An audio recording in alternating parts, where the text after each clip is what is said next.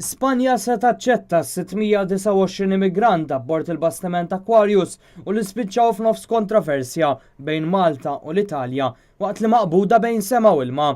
Fl-aħħar sigħat l-Italja batet għajnuna umanitarja fosthom żjara minn grupp ta' tobba li ċċertifikaw li dawn jinsabu f'saħħithom qabel eventwalment ġew aċċettati minn Spanja.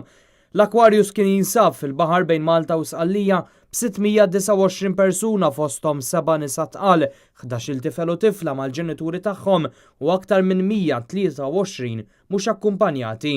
Ħafna minnhom huma mill-Ghana, in-Niġerja u l-Eritrea. Finalment dawn intlaqgħu minn Spanja li fetħet il-port ta' Valencia biex jintlaqgħu f'dan il-pajjiż wara deċiżjoni tal-Prim Ministru ġdid Pedro Sanchez. Il-medja Taljana qed tirrapporta kif kien il-Prim Ministru Taljan Giuseppe Conte illi ċempel il-Joseph Muscat biex jinfurmah kif se taġixxi l-Italja quddiem din is-sitwazzjoni. L-Italja qed takkuża lil Malta li mhux twieġeb is-sejħiet għall-għajnuna.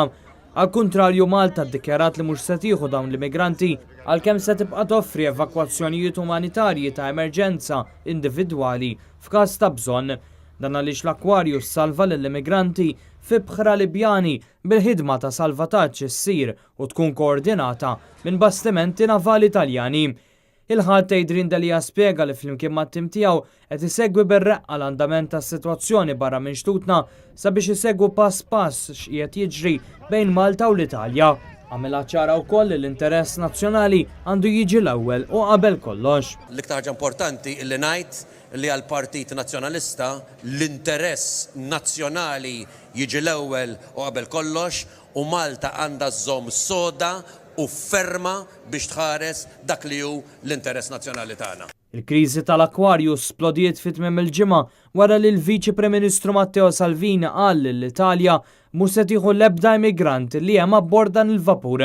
Fuq l-asetta, il-lider ta' Fratelli d'Italja Giorgia Meloni qalet li teknikament f'din il-kwistjoni għandhom raġun kemm Salvini kif ukoll Malta. Sadattant fl-aħħar sigħat ħarġu sensiela ta' stqarrijiet fosthom mill-NGO infisha li ppubblikat filmat ta' Kristjani Niġerjani jitolbu jkantaw lill-Alla għalkemm ħarġet ukoll twissija illi l-ikel se jibda jonqos f'dawn is-sigħat.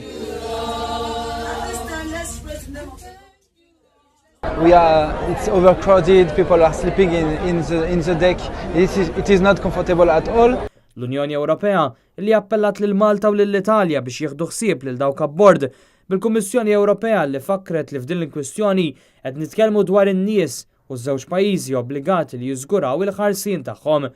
We call on all involved to contribute to a swift resolution so that the people on board the Aquarius vessel may be safely disembarked as soon as possible. L-Aġenzija tan-Nazzjonijiet Uniti ddeskriviet is-sitwazzjoni bħala waħda ta' urġenza umanitarja. Fi stqarrija, il-UNHCR appellat biex l-immigranti jitniżlu minn fuq il-vapur imbagħad Malta u l-Italja jirranġaw id-differenzi wara.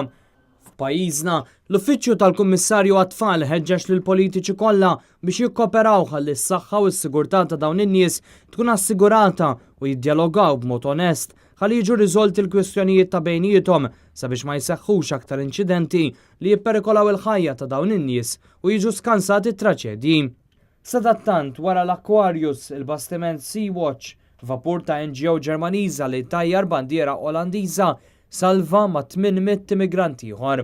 Il-Viċi Prim Ministru Taljan Matteo Salvini qed ikompli jirreżisti dawn il-wasliet għaliex qal li l-Italja ma tiflaħx iktar. Qal ukoll li għalkemm pajjiżu għandu dover li jsalva ħajjiet tan-nies fuq il-baħar mhux se jippermetti li l-Italja issir kamp enormi tar-refuġjati u li l-Italja mhux se tibqa' tbaxxi rasha. U waqt laqgħa li kellu f'Ruma ma' Jens Stoltenberg, is-Segretarju Ġenerali tan-NATO, Giuseppe Conte, il-Prim Ministru Taljan, ħeġġeġ għal kooperazzjoni akbar bejn in-NATO u l-Unjoni Ewropea kontra l-immigrazzjoni fil-Mediterran.